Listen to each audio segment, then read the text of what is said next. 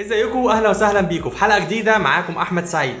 النهارده الصراحه اليوم كان بالنسبه لي عادي جدا لغايه لما وصلت لي الكاميرا دي، وهي كانون ال90 دي جديده كليا. مبسوط قوي الصراحه ان الكاميرا دي في ايدي دلوقتي، خصوصا بعد ما قلت خبر نزولها في النشر من حوالي 5 ايام ولا حاجه. متحمس جدا ان انا اعمل لها ريفيو معاكم دلوقتي، ويلا بينا نبدا.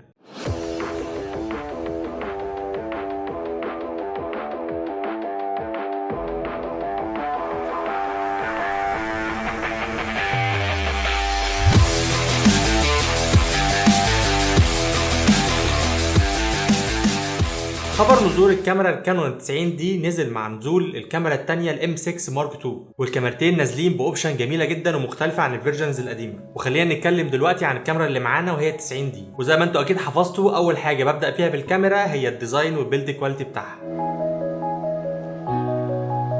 الديزاين بتاع الكاميرا غالبا مش هتلاقيه جديد قوي، هو تقريبا نفس الديزاينات بتاعه الكروب فريم القديم، بس اللي زاد تقريبا زرار الانالوج اللي في ظهر الكاميرا اللي تقدر من خلاله تتحكم في الاوبشن بتاعه الكاميرا. تقفيل الكاميرا حاسه ان هو حلو جدا، او مش عارف يمكن عشان كاميرا جديده في ايدي مثلا. الكاميرا تقيله شويه ان وزنها 700 جرام، وده مديني احساس ان الكاميرا فعلا غاليه تستحق. تعالوا بقى نتكلم عن السبيكس بتاعه الكاميرا. اول حاجه هنتكلم فيها هي السنسور. الكاميرا نازله ب APS-C كروب سنسور 32 ميجا بكسل، وعلى فكره 32 ميجا بكسل على الكروب سنسور حاجه حلوه جدا. والايزو رينج هنا بيبدا من 100 لغايه 25600، بس تقريبا انت اصلا مش لازم توصل للرقم ده، لان انت بتتعامل برضو مهما كبرت او قلت مع كروب سنسور، بس رينج الايزو فعلا كبير. ونيجي للبروسيسور، والكاميرا نازله ببروسيسور ديجيك 8، احدث واسرع بروسيسور نازل من كانون، والبروسيسور ده اصلا موجود في كل الكاميرات الجديده بتاعت كانون. طبعا الكاميرا بتدعم اللينسز العاديه اللي هي EF لينسز، ومفيش فيها اي تغيير. ولو جينا لنظام الفوكس، فالكاميرا بتنزل بديوال بيكسل اوتو فوكس، احسن نظام نزلته من كانون للفوكس. نظام خطير بيديك فوكس سريع وشارب جدا، وكمان نازله بالاي AF اللي بيخليك تديتكت العين بتاعت الشخص اللي انت بتصوره، وكمان يبدا يتراك الوش. على فكره النظام ده جميل جدا ومريح جدا في التصوير. والكاميرا بتيجي ب 45 فوكس بوينت بنظام كروس تايب AF. ونروح لشاتر سبيد اللي بيوصل ل1 على 8000.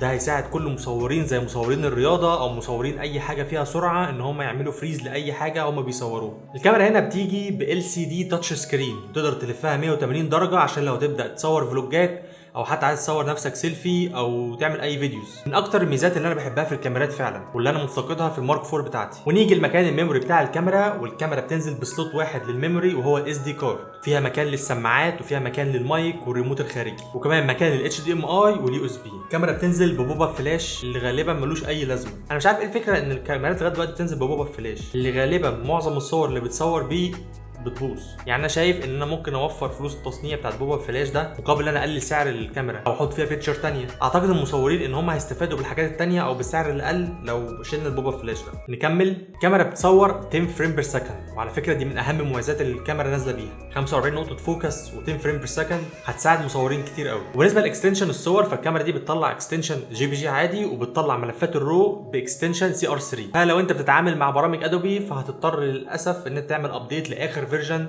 لفوتوشوب او لايت روم اللي هو CC 2019. لكن غير كده CR3 تقريبا مش هيتقري على الفيرجنات القديمه من برامج ادوبي. ونيجي بقى نتكلم شويه عن الفيديو. والكاميرا بتصور هنا 4K على 30 فريم. الميزه ان الكاميرا مش تعمل كروب، هتقدر تستخدم السنسور كامل، وكمان هتقدر تستخدم الاوتو فوكس، وده اوبشن خطير الصراحه. ولو نزلت شويه الفول HD فالكاميرا هتصور معاك لغايه 50 و60 فريم و120 فريم. لكن فكره هنا 120 فريم هتفقد اهم حاجه وهي الاوتو فوكس، وكمان هتخسر حاجه ثانيه هو تسجيل الصوت. يعني كل الفيديوهات اللي طالعه من فول HD على 120 فريم مش هيكون ليها صوت. وللاسف الكاميرا دي برضو مش بتدعم تصوير ال 24 فريم، نفس مشكله الكاميرا EOS RB. الكاميرا طبعا فيها بلوتوث وواي فاي عشان لو عايز تنقل الداتا بتاعتك بسرعه او حاجه. سعر الكاميرا تقريبا هينزل $1200، ده على موقع امازون. انا مش عارف لما تنزل مصر بقى تبقى سعرها كام، بس احنا بنتكلم في رينج 20000 جنيه. فتشتري ولا ما تشتريش؟